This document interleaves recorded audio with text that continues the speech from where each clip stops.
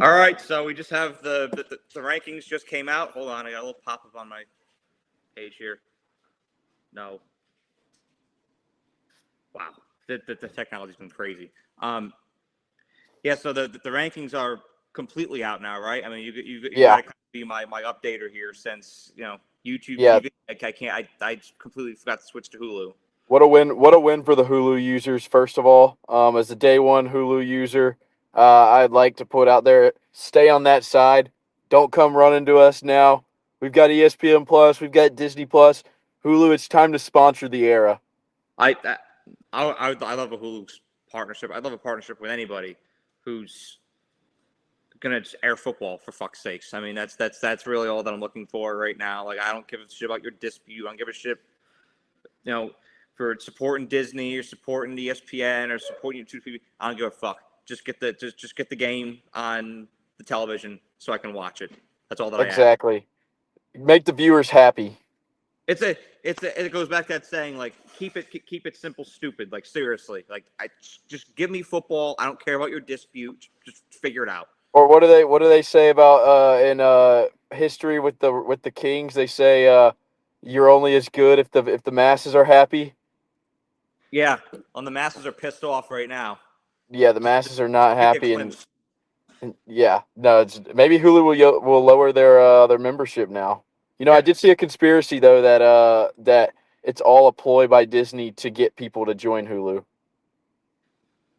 I've I, I've seen that. Like, I made that little, like, just fun video about transferring to Hulu the other day, and people are like, oh, if you do that, you're caving to Disney, and that's what I'm talking about. Like, I don't give it. I sincerely don't give a shit. Hey, I've Like, caved to Disney a long time ago. I'll cave to wherever I have to cave to get college football on my screen. That's it. That's right. So let me see if these rankings are out here. Yeah, I think that the big thing for that I'm looking at right now is that the 12th team is Memphis, and they're not ranked in the top 25, which I find kind of surprising that they're not even in the top 25, considering, you know, you've got Tennessee in there, which I know anybody could say on a neutral field Tennessee would beat Memphis, but you would think that after last year and Boise State being the fourth highest ranked conference champion, that that the group of five, I guess it's just a weak group of five year, or is this what we're starting to get into for the future, where the group of five isn't going to be ranked? I mean, I guess it is. Like, I'm looking at the. So yeah, Memphis is in the 12th spot, but they're unranked. Like, Where's the conversation with North Texas, and I would like for the committee to kind of explain to us, because it's hard to judge where the group of five conversation is with no teams ranked. How far is North Texas really behind Memphis? Obviously that win over Navy was a good win for them. I just like some clarity. I mean, I think that with I, I've considered even putting North Texas above Memphis Yeah, because Memphis had that UAB loss is bad. I right. mean, that's a blemish. I think that's why they sit out of the top 25. North Texas has only lost to South Florida, who's Who Memphis did beat though, which might have some type of potential. categorical, but at the same time, a South Florida loss is a better loss than a UAB loss. I'm guessing that they're just going to go by wins though, and I think these teams would meet up in the conference championship as of now. So maybe that'll settle itself.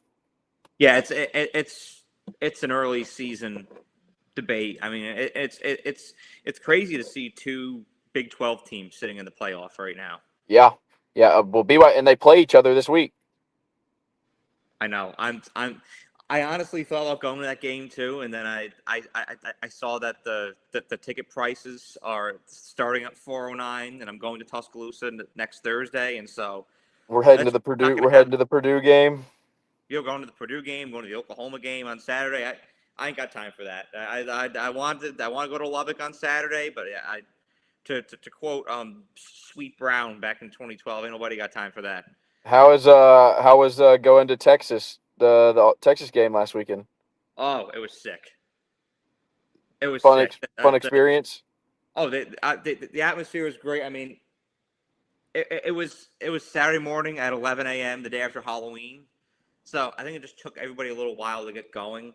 Like Yeah, it wasn't completely full when we first got in, right. and then you give it like maybe 6 or 7 minutes in the first quarter, and it starts to all fill in. And Well, they missed the best part of the game for Texas. it was once Texas really started moving, it got loud Yeah, yeah. because their offense was going nuts in the first half, and then you know the Disaster struck. the ref stepped in the second half and said, Yeah. "We're going to bring Vanderbilt closer." Yeah, and you know what that was? That was SEC kind of wanting Vandy to have a chance to make the playoffs, and we're going into the deep state SEC, but some some weird stuff happens in the conference for sure. We've seen some strange things. I mean, the Georgia Auburn thing is up for debate a couple weeks ago. That was an incomplete pass. Yeah, With the Florida game, that was an incomplete pass. I mean, I know people went ballistic I about agree. That was an incomplete pass as well. You can't no, have there's no way his arms are like this and the ball doesn't hit the ground. yeah. I mean, you saw the ball make contact with the ground. Yeah, it was incomplete. yeah, I'm with you But there. the I'm curious to see Texas Tech and BYU. We're going to be talking about that at some point in the show, making our predictions. Just looking at the rest of this here, there's I'm curious to hear your thoughts on Notre Dame at the 10 spot. we had a conversation about Notre Dame the other day. When I was down in Austin with our friends who were around, that I looked at them and said, makes me sick, but we already know what's going to happen. Yeah, They're yeah, gonna they're gonna get in. they didn't look great. They didn't look great on Saturday. I'll say that to start the game. They really did not look great. That 94-yard Jeremiah Love touchdown kind of made the score a little bit more lopsided than it really felt like it was. But with Notre Dame, they're a weird case for me because you look at the college football playoff committee and they're saying they value wins over losses, over they value good wins over bad losses, but where is Notre Dame's like good wins on their schedule? I mean, what have they done? What have they done to put themselves above Texas and Oklahoma? And I mean, it's kind of an interesting conversation to have here. Hey, they destroyed Purdue. They took care of business against Purdue. Right, right. Which it took a little while for them to get going, but I just I have a hard time with Notre Dame, which I know they beat USC, and that's probably their best win on the road. Um, but USC, I mean, USC is one Dylan Raiola injury away from being a 3-loss team right now, and so for me, just Notre Dame. I don't see a way that you put Notre Dame ahead of Oklahoma and Texas right now. Um, that people might say SEC bias or whatnot, but you look at it and you look at Texas wins and you look at Oklahoma's wins and you look at even their losses. You know that loss to Florida is kind of a blemish on the resume, but and Oklahoma lost to Texas and they lost to Ole Miss, Well, and they and they lost to Texas after bringing John Mateer back after having hand surgery for two which is weeks just before. which that was I you were right on that. You said you had the hunch he was going to play. Uh, I said for their sake, I thought he wasn't going to play. I didn't think that was the right move to bring him back. But and where that's another question. Where do they sit if they did not bring John Mateer back? They're, I mean, Oklahoma's maybe they have Oklahoma higher.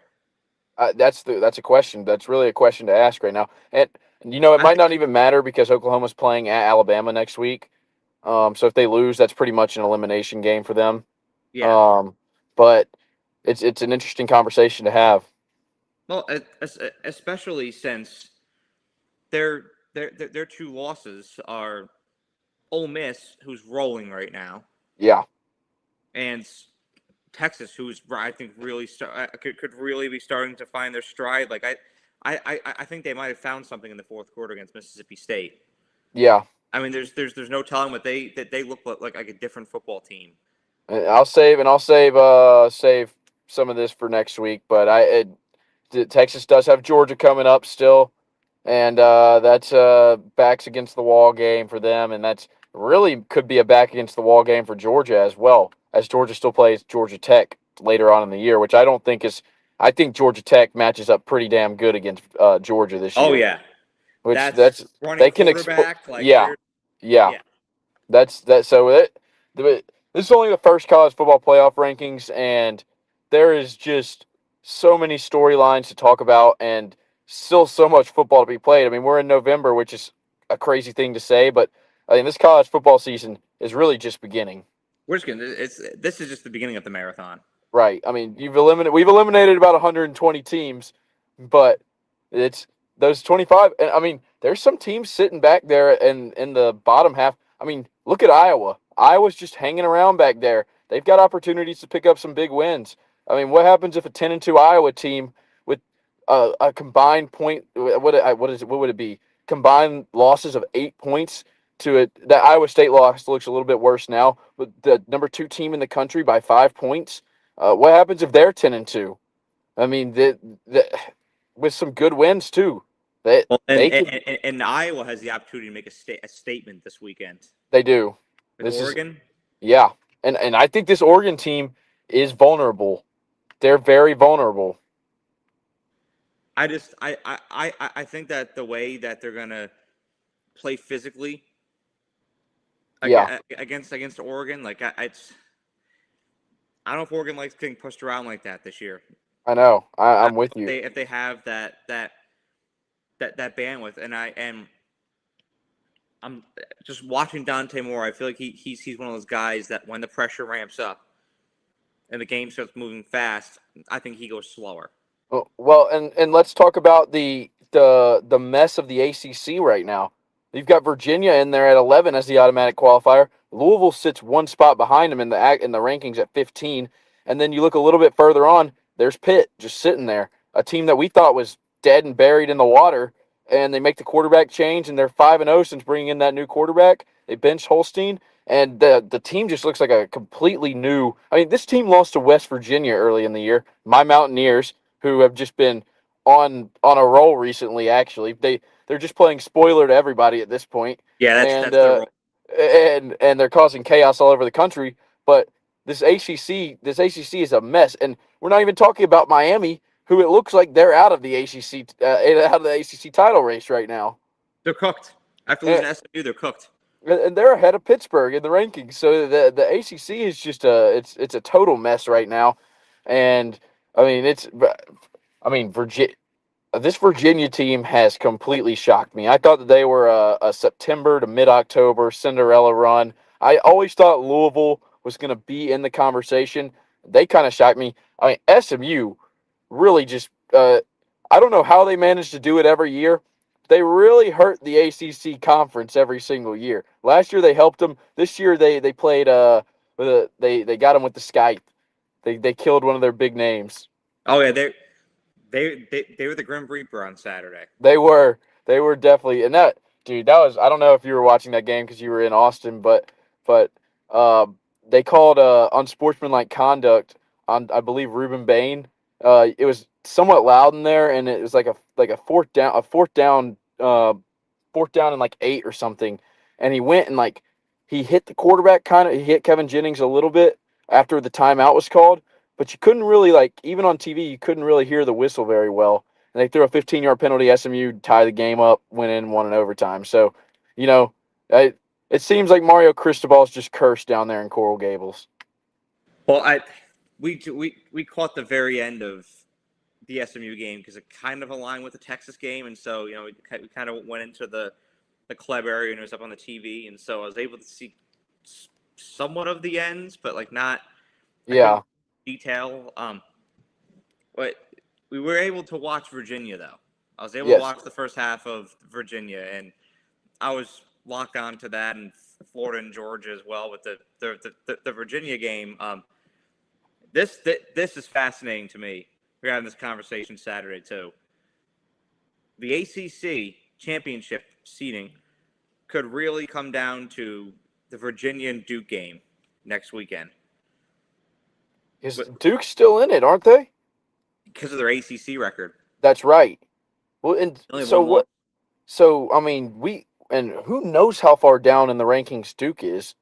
I mean, they're probably sitting at what 31, 30, 31 right now, and they could and they still have a chance. which is just crazy, and I wouldn't put it past him. What's his name? Mensah, the Tulane transfer. That guy can ball. I mean, they were up early on Clemson. They jumped on Clemson very early.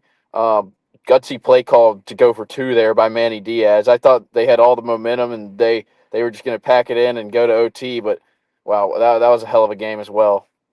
Now, I still have to go back and watch the highlights of that one because that was going on while I was driving. But you've got to. It's still. I just can't believe that the ACC could really come down to Virginia and Duke, Darian Mensah and Chandler Morris. Like that's what this is coming down to. Yeah, and I believe Louisville still has to play Clemson, right? Louisville still has Clemson, which doesn't look as scary now. But that's still not an easy game, and that's probably Clemson's Super Bowl at this point. Maybe South Carolina, but I won't be tuning into the Clemson-South Carolina game this year anyway. So you know what's funny is I wanted to go to that game at the beginning of this year because I thought Clemson, South Carolina. Oh yeah, and wow. now it sucks. Well, it's probably a little bit easier to go to now. I was gonna say that I can probably get into that thing for like $80. You put 2 tickets on your. You give 2 tickets to somebody. They're gonna put them back on your windshield. Yeah, I'd be like, I don't want to go to that bitch. Like, yeah, no, I thought these were tickets somewhere else. I thought this was for the basketball game. Like, I honestly like, at this point, I'd rather go watch a Clemson basketball game and watch Ian Scheffler or Ian Shefflin, whatever the. I don't know if he's still there or not, but I'd rather go watch that. So I got one more question for you, real fast, on these rankings. I'm interested to hear your opinion on this. Out of the 4 teams, the last 2 teams in, and the first 2 teams out as of now, which would be Notre Dame, Oregon, Oklahoma, and Texas. How many, if any, do you see making the playoffs? Well, I think Notre Dame's a lock. Really? I think they're a lock. Okay. They don't have a conference championship to worry about. And then after that, probably Texas. And Texas is the next team you put in. So you think Oregon is the most vulnerable, or you think Oklahoma and Oregon are the 2 most vulnerable out of those teams? Oregon still has Iowa. Oregon still has USC, and they still have Washington. Yeah. It's just kind of look. They could win out, and I could completely. Yeah. Don't get me wrong. But those are not easy wins. But you can look at Texas. Texas still has Georgia, and Texas still has Texas A&M. Yeah, Texas still having to go to Georgia is rough. But I also think that if they lose that game, the committee may look at that differently than losing to USC at home. If Oregon loses to USC at home, it's a huge blemish. Are you okay with the top 5, the top 6, kind of staying the same as it was in the AP? Yes. I mean, you have. I would flirt with putting A&M above Indiana. Yeah. I think they have more quality wins on their schedule than that. I think in Indiana and Indiana's point margin is great. Don't get me wrong, but they're not playing great teams. Right. Like A&M is a team that is being legitimately tested every week. But I'm not mad at Indiana being over them. Yeah. Alabama's right where they should be. I think Georgia's right where they should be. I mean, Ole Miss's only losses to Georgia, and so. And I'm very shocked that Texas Tech is as high as they are. I was thinking for sure. It's funny. I was driving home and I was talking to my parents. And I was like, they're absolutely gonna fuck the Big 12 teams over like they did last year. Yeah. and they have 2 sitting in the top 10. Yeah, I'm kind of shocked about that. BYU I can kind of understand. Obviously, they won the Holy War, which they put Utah pretty high up in the rankings as well, which I was happy about. Kind of disappointed to not see Cincinnati anywhere, but they got the brakes beat off of them last week. They didn't really look like a top 25 team. But I'm not surprised to see BYU as high as they are. I feel like they kind of just took Georgia Tech's spot as the undefeated team that what you think what they are, but that they're vulnerable as well. They can get beat. Texas Tech, I'm shocked to see them as high as they are, quite frankly. The thing is, though, is I think that the truth will really come out on Saturday up in Lubbock. Yeah. Oh, well, it will.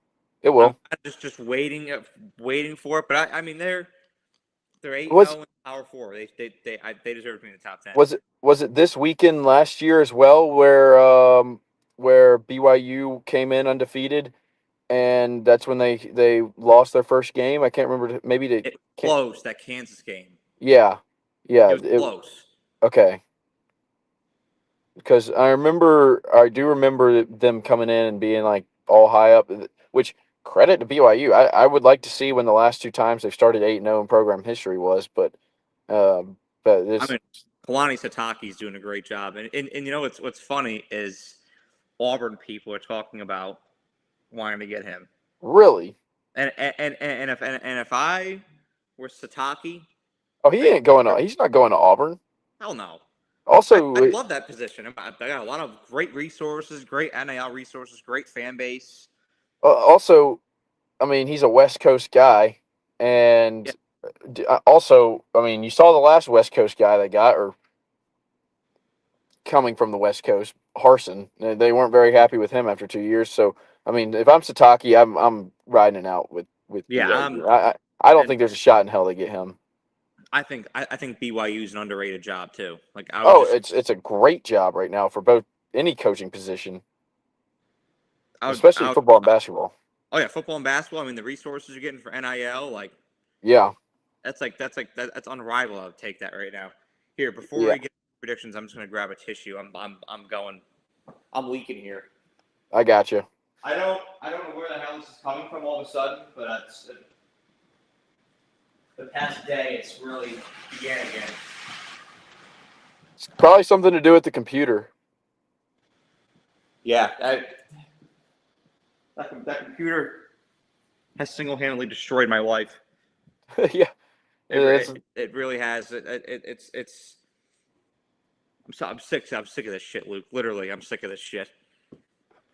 Well, hopefully, I can figure out the sound on my computer eventually. But the sound thing. I mean, I can just go take that somewhere. I can go take that somewhere in Tuscaloosa. I've just been being lazy and Best Buy can test that shit out. Yeah, I'm just being lazy right now. I just need something to complain about. That's fair, as we all do. I just really need something to complain about sometimes. Look, I'll say before we go into predictions, the 2, and it makes sense why they're in the rankings, but the 2 that just came out of nowhere were Washington and Pittsburgh. I just was not expecting that at all. Yeah. Well, Pittsburgh, I think that's one of those case scenarios where it's like this is not the same team that lost 2 games. You've got a new guy behind the helm, and this is not the same team that lost all those games in early September. And props to the playoff committee for recognizing that. In my opinion, honestly, like, what would you rather have this team in the rankings that's kind of proving themselves to be a late season surging contender? Also, has a good chance of making the ACC championship, I think. So they kind of I think pre-wrecking that right now, just in case that they do make the ACC, they don't come out of nowhere. Kind of saving their asses in a way. Yeah.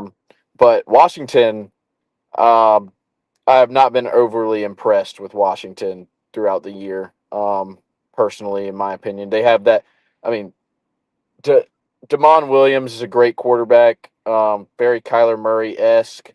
But watching Washington, nothing stands out to me.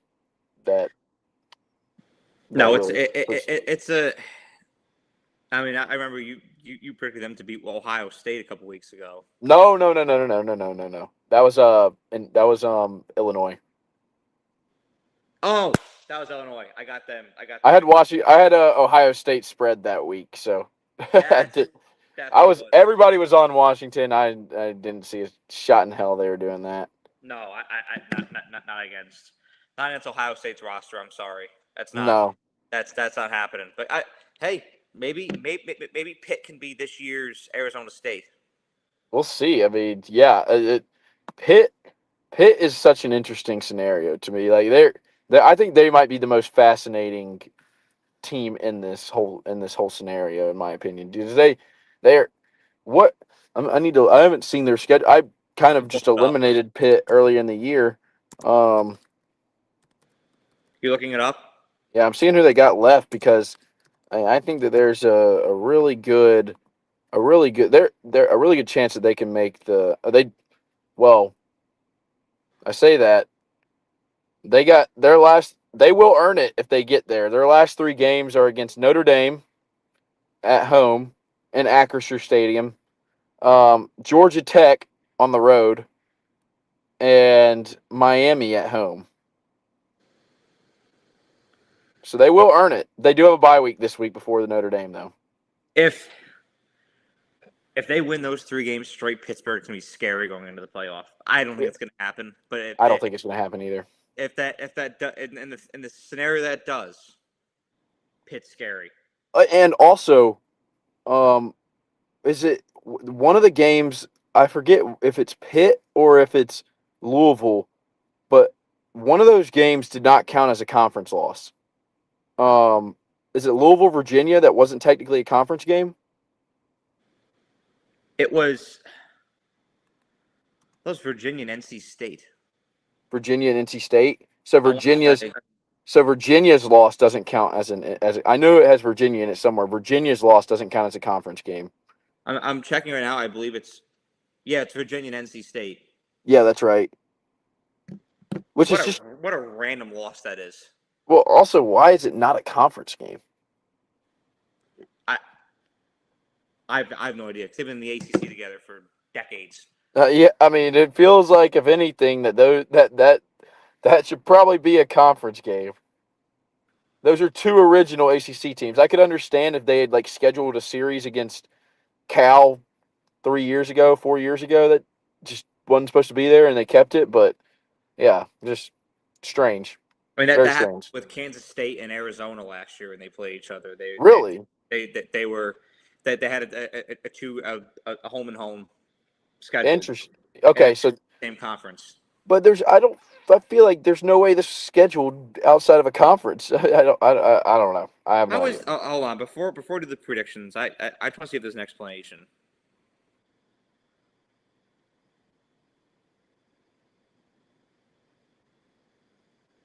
It was not scheduled by the ACC and falls outside the conference's new scheduling rotation. Interesting. Both schools are longtime Rivals. rivals, but chose to arrange a home and home series as a non-conference game to preserve their rivalry. Honestly, props to them. I never knew that Virginia and NC State ran that deep. I mean, I know they see each other. I just figured it was like Duke and Wake Forest or something. I would like to see what the trophy that they win is. Let me see if there is one. I mean, I know Virginia Tech is fierce. NC State, North Carolina is fierce. Even Virginia, North Carolina is just like being border states. Yep.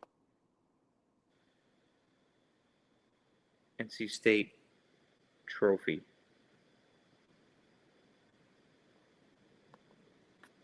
What? No. Oh. Oh. UNC and Virginia is the South's oldest rivalry. Wow. But Interesting. that's the. But there is no trophy or name for NC State and Virginia. So they just basically made it up. Yeah. Okay. Well, And this so Virginia's loss gets even weirder. I mean, props to shit. Props to Virginia. I mean, I love this. Look, I would love nothing more than to see Virginia in the playoff. Like I actually have a Virginia shirt, oddly enough, because I like their logo growing up. And it's like I would love nothing more than that. I also have a Virginia shirt. Can you guess why? Kyle Guy, Yep, that's exactly why. I have a Virginia 2019 national champion shirt that I would wear to school every single day. you gotta be kidding me. I swear to God, I can see if I can find it. I haven't worn it in quite some time. It's a little bit small now. Um, but every year in my memory, something comes up where it's like during COVID, I would post something on my story and it'd be like, "Still the champs at Auburn," and it was a Virginia basketball national championship shirt. I love it. I might have gotten it for my birthday actually. I mean, it would make sense they beat Auburn, and so I mean Sure. that's another reason why I wear that shirt with pride because Oh yeah, absolutely. And look that's they rivaled Duke forever, but I always liked Tony Bennett, and I always liked the way that they played. It's like they were always just really physical and gritty. Oh yeah, love it. I hope they can figure out a way to get back into relevancy. Oh, me too. I love Virginia basketball.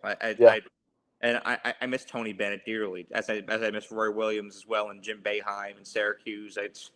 I miss that. Jim Larinaga, and now Leonard Hamilton's gone. The whole conference seems like it's gone. Yep, the whole conference that we grew up with is dead in the water. Yep. Well, Sucks. looks like we're old now. Then another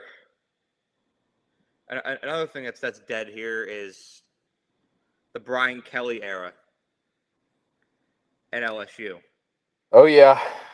It crashed and burned last week, and so LSU is a team going into this game that's just like a very interesting dynamic. Um, I want to know how they respond. Right? Are they going to be galvanized by Brian Kelly being fired, or I feel like there's a lot of internal workings, a lot of internal drama going on at LSU right now. Yeah. Players have to jump in the portal, and a new athletic director. They're still looking for new presidents. Like LSU just seems like it's going through an absolute shit show right now, and maybe beating Alabama could be that moral victory that they need to just have some kind of hope this season. But when I look at this matchup, Oh yeah. I think Alabama knows the urgency it has to play with. I don't love Alabama's run game going up against LSU's defensive line, but I also think that Ty Simpson will be able to go over the top multiple times. That Bama defense will force some turnovers, as it's been great at this year, and Bama's favored by 10.5. But I like Alabama to win and cover and win 38-17. Which I'm surprised. I'm surprised that it is that low of a spread. Sorry, I was looking to see. One thing that completely slipped my mind with this LSU team was the possibility of opt outs. Without Brian Kelly there, just guys that the season's kind of over and you know don't want to hurt themselves potentially going to the draft. I don't see any confirmed opt outs just without on minimal research.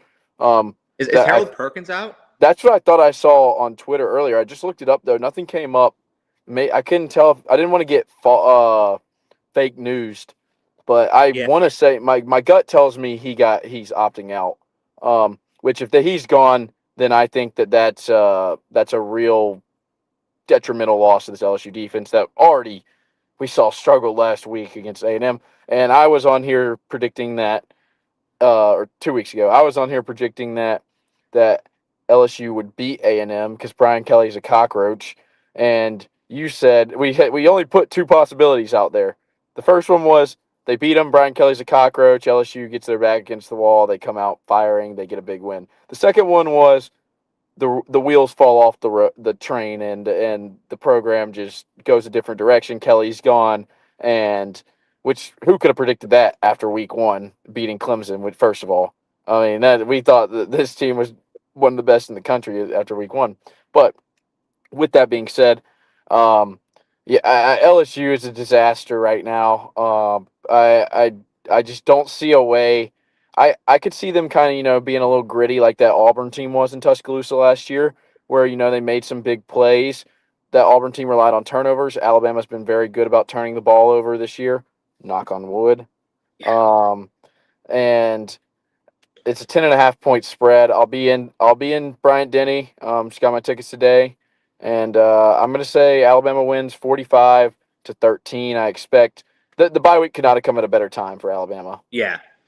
With just that gauntlet, they'll be fresh and I like also one thing that I want to say about the program real fast is I really like the way that DeBoer handled Draker Patrick Jr.'s arrest and the off the field issues. I think that was one of the first big tests to see his leadership, and I think he handled it pretty well. So, yeah, 45-13, Bama. Yeah, I think this team will be rejuvenated after the bye week. Mm-hmm. Again, that lethargic against South Carolina, Yeah, and now it looked like that they were just tired, man. they just had to dig deep and get out of there. Yeah, And praise the Lord, that's what happened. yep. But Thank God. I like an Alabama dominant victory here. We're gonna stay SEC here, um, and then wait for the big bomb to end this thing off, because we're going Big 12 to end today. But we'll stay in the SEC for now. Texas A&M and Missouri. This is one that a few weeks ago I would have said, "Wow, this is going to be a banger." And I still think that this can be very chippy, especially in the first half. Yeah, You know, Missouri got embarrassed by these guys last year. They're at home. They want to get the revenge. But without Bo Prabula yeah, and yeah, Sam Horn out for the year, you're looking at a third stringer. I don't love this for I don't love this spot for Missouri at all. And their pass rush is great. Don't get me wrong; they're going to get their pressure, but I think that Marcel Reed is also great when he gets pressured yeah, at getting the ball off, and so that could only play into Texas A&M's hands here. The point spread is really weird for me here. Maybe they're overvaluing this thing being Como. I'm not sure. It's only A&M minus 6.5, and I guessed minus 12 going into this, or 11.5. But so minus 6 just kind of surprised me. yeah. But nonetheless, A&M hasn't let me down much this year. I don't think they're going to here. I've got them 30-17. Yeah, that is quite the point spread. I mean, I'm not sure what the computers are seeing this week, which you know sometimes that's a worrisome thing to say because the computers are right more often than not. Maybe they're seeing maybe a little A&M letdown or something like kind of overlooking Missouri at this point. Missouri can come into this game with that underdog mentality. We're not supposed to be on the same field as these guys. This is the third string quarterback, which, gosh, man, at Missouri, this was their year, man. But for me, the keys to the game for Missouri, if they want to have a chance, is they've got to run the ball well, and they've got to control the clock. The problem is this A&M defense seems to be getting better by the week.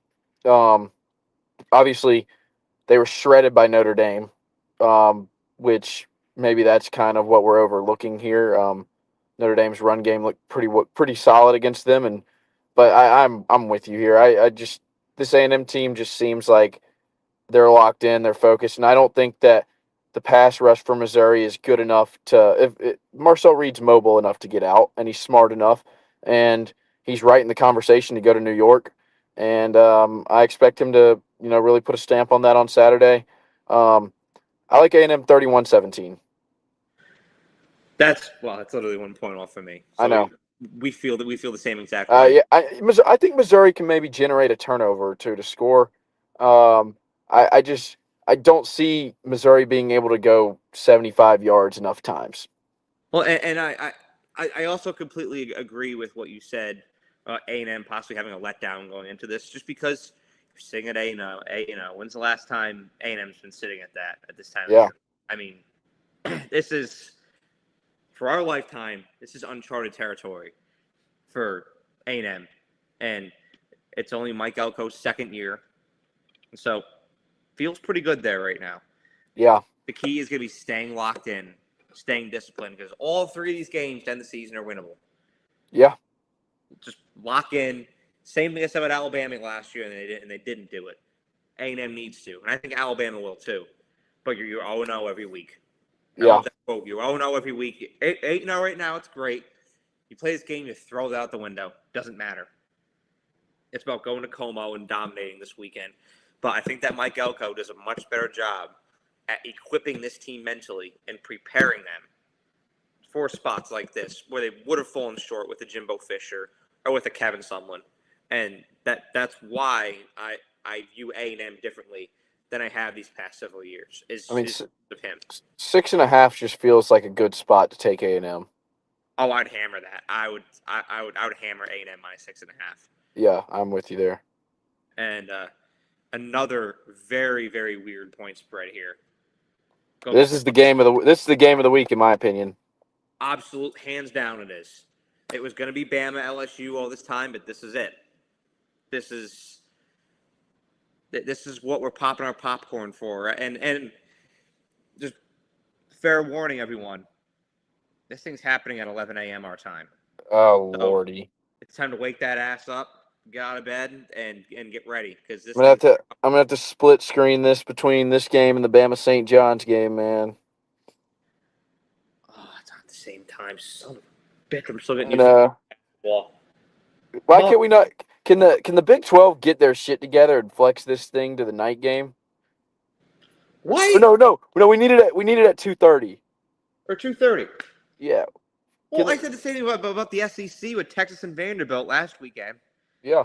And it ended up working out, but I'm there. I'm like, this is at 11. I'm like, this is Yeah. the best matchup of the weekend. Yeah.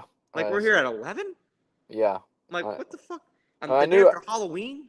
I knew that Florida, Florida and Georgia always gets to take that 2:30 slot. They're grandfathered into that, but one, because you can't go in the night game because those guys would none of the fans would be able to make it into the game. Yeah, and and two, because it's just one of the better rivalries in the SEC, and when Florida gets back to where they're supposed to be. But enough talking about Florida, Georgia. That's past times. They'll get back. Florida will get back. And I will say, speaking of tailgating, I was impressed by how Texas brought it at 10 in the morning on Saturday. I mean, I drove in there, parked, walked over, and they got the tents going. Everybody's out there drinking and stuff. And I'm like, let me tell you this. I was not moving like that at 10 in the morning the next day. If I wasn't going to that game, I would have been a zombie that morning. Yeah. But since I had that game's plans, had to be on time, I was a good boy on Friday night, and that could have very well not been the possibility. But I was a good boy on Friday night. I stayed in, and that will not be the case in Tuscaloosa next weekend. Just fair warning, that's gonna be a 3-day bender. But that's gonna be quite the time next weekend. I'm getting ready for that. That's gonna be a blowout. This is a game that I looked into going to. Like I said earlier, it's up in Lubbock. I have a lot of Tech friends out here, so I looked into going to this thing, and I've had people ask me to go. Looking at the ticket prices, and a lot of media opportunity here in house this weekend just to cover games and do reactions, make content. I'm gonna park my ass right here. But man, for an 11 a.m., this is a hell of a game. And a point that I want to make about, well, really both of these teams, but more so BYU. This is the first time that a lot of people are going to be laying eyes on this team this year, because they've had that 9:15 slot so much Friday, Saturday nights, and is kind of overlooked. But they're probably the quietest 8-0 team in college football right now. Nobody's really talking about it, but yet they're there again. Right around the same time that they were undefeated last year at this time as well. Texas Tech, I mean, a lot of people haven't laid eyes on them either. They've had better slots, 2:30s, 11 a.m.s, where, I mean, they had a standalone kind of with Fox, Big Noon, and and College Game Day, Salt Lake City, Yeah. Utah, Texas Tech. There's hype around that, but there hasn't been hype around a BYU game except for in the state of Utah when it was them in Utah in the Holy War a few weeks ago. Texas Tech is a team that's hasn't been a perfect road for them. It's been pretty nice. It hasn't been perfect. They don't have the fallback option of Will Hammond now. Right. They never had Quentin Joyner in their back pocket because he's been injured since August, which sucks. So Baron Morton, who's recovering from an injury himself, the game plan has got to be protecting him on Saturday, making sure he has a clean pocket. Yep. And isn't getting hit, isn't getting pressured. And I think they can do that against BYU's D line. I really like this Texas Tech offensive line. Running game, Reggie Virgil and the guys. I think that they'll get going on Saturday as well. I think that Tech just has an SEC caliber roster in the Big 12. And I just think that guy for guy, they're better than BYU. Interesting. And they're at home. And there's a little bit of cooked up animosity up there right now, too, because the Big 12 has kind of pushed Texas Tech around. And I don't really know who the culprit is that started this whole tortilla thing. Yeah. But there's some animosity up there. There's some pissed off Red Raiders up there, and I think it's trickled into this team. They're favored by 9.5, which I think is a crazy point spread. Yeah. For this, I would go Tech maybe 5.5, but Vegas saying 9.5, they know something we don't, which is why I took Tech to cover 31-21. So, fortunately for me, I've been able to watch both these teams. It just happened to work out that way that BYU always seemed to play sometime different than Alabama. And so my focus was less on the Bama game and, whatnot. But I think that for me, BYU is a team that has been here before. Obviously, Baron Morton coming back. How healthy is he really? Because it seemed like that they are really trying to nurse him back to 100%. And while they could, gets pick up some wins with Will Hammond and find a way to just kind of manage the schedule a little bit. But now you don't have that option. Which Texas Tech has just gotten really unlucky with injuries this year. Yeah. So I mean, this team, I feel like this would be an undefeated versus undefeated matchup without the injury bug. But I I like this BYU team, man. I do something about them. I like the way that Bachmeier can run the ball. His accuracy is a little bit better than I would have expected for a freshman quarterback that wears number 47. So I'm impressed. I'm impressed with him. Oh, you got a couple receivers that are his go-to guys that he sometimes tries to force the ball to.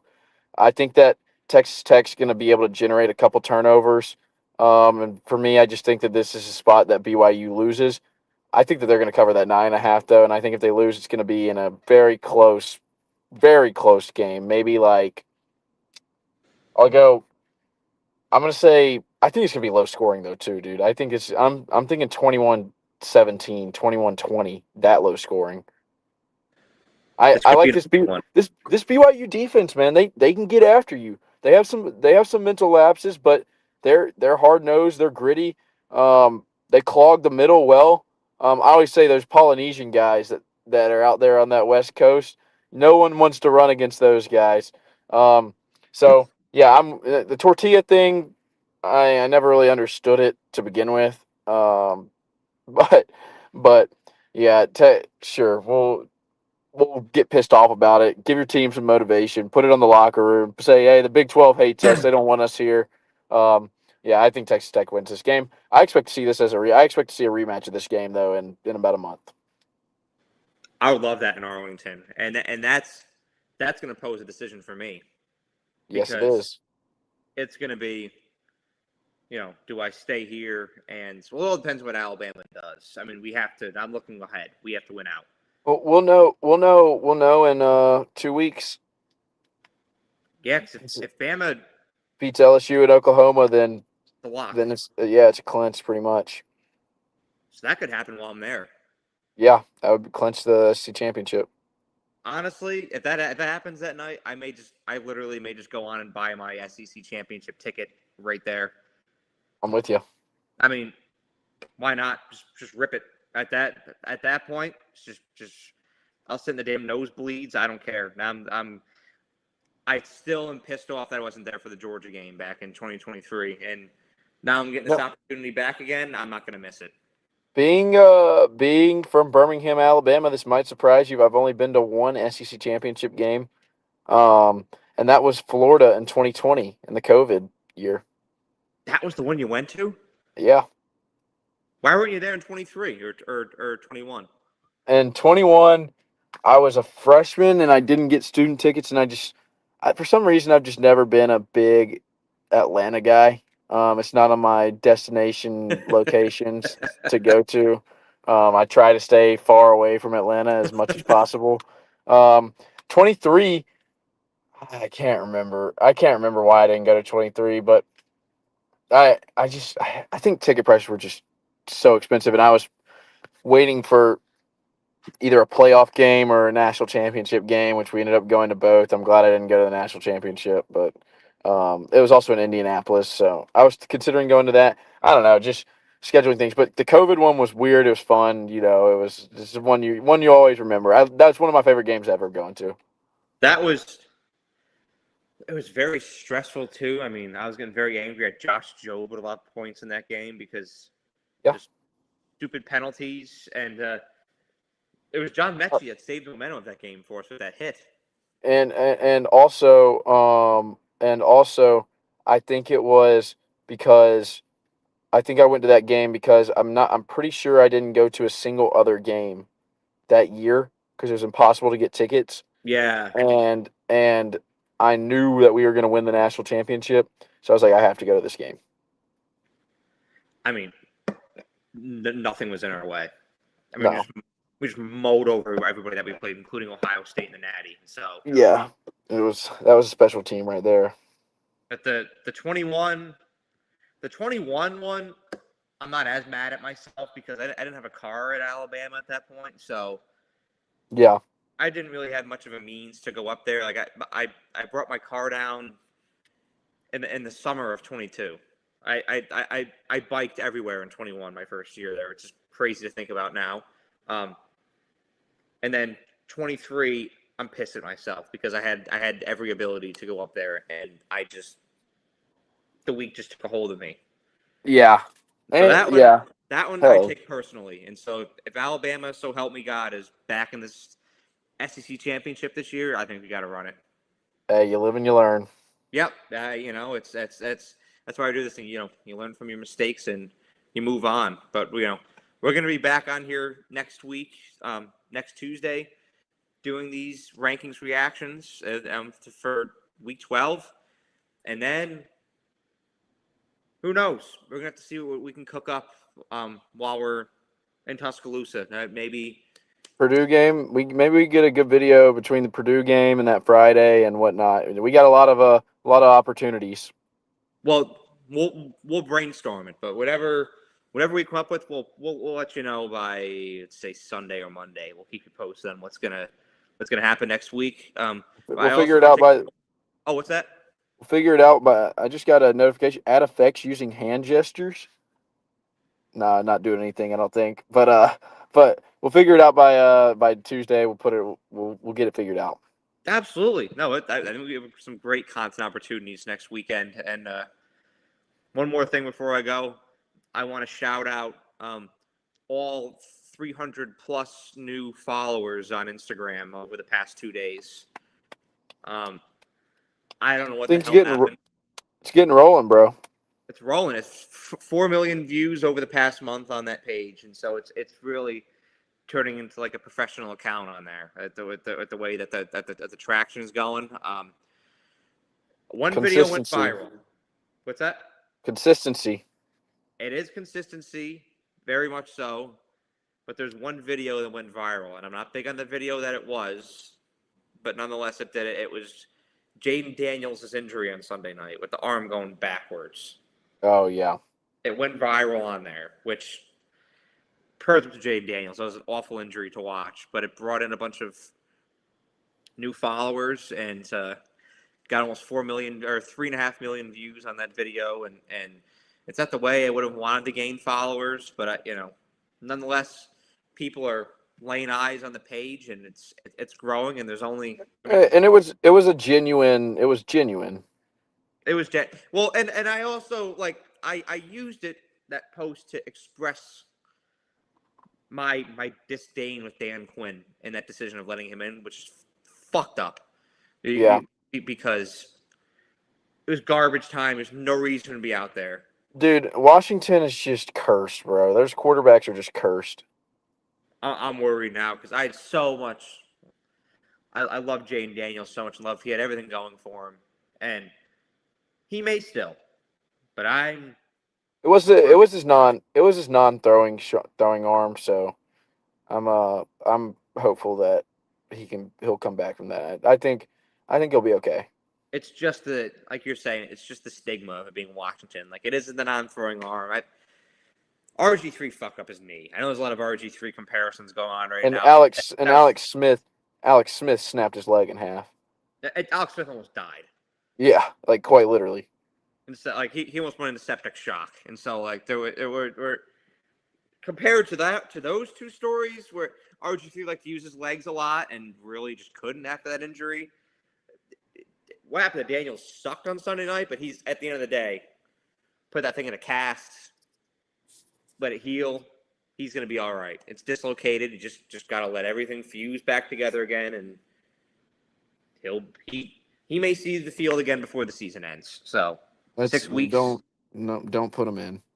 I mean, I would at that point. I just wouldn't because they'll be 3-10.